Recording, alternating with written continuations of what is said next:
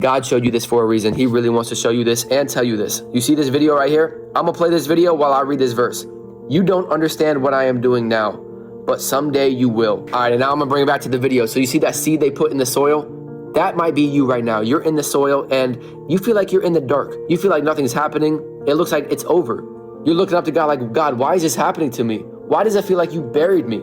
But no, God did not bury you. He planted you. It's not happening to you, it's happening for you, because watch this. Then the seed starts growing down, and you might be in this season right now where things are getting worse. But that's what God does, man. He takes you deeper before he takes you higher. Think about Joseph. God gave Joseph a dream, but then what happened next? Joseph gets thrown into a pit, then sold to Egypt, lied about, put into prison for something he didn't even do. And that's because God refines you in private before he reveals you in public. God's not looking for someone to bless. He's looking for someone to trust. And he doesn't just trust you with the blessings. He trusts you with the breaking. Before Jesus multiplied the bread, he broke it. Sometimes God has to break you before he blesses you. But then look at this.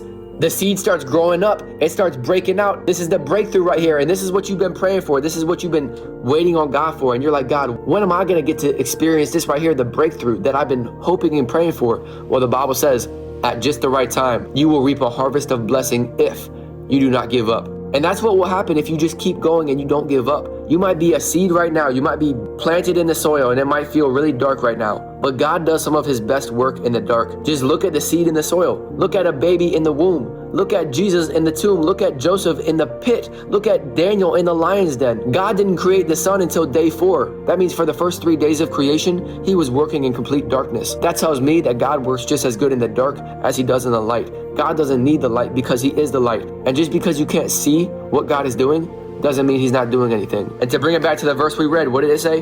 You don't understand what I'm doing now, but someday you will. Life can only be lived going forwards, but it can only be understood looking backwards. And one day you're gonna look back at this season of life and thank God that you were in the soil, that it was dark, that you had to grow down, that he made things uncomfortable for you, because every delay, every detour, every disappointment was all a part of God's perfect plan for your life, to shape you, to mold you, and to get you to where he wanted you to go all along. God has such a beautiful, amazing plan for you. And one day you're gonna see, all right? Can I get an A? Man.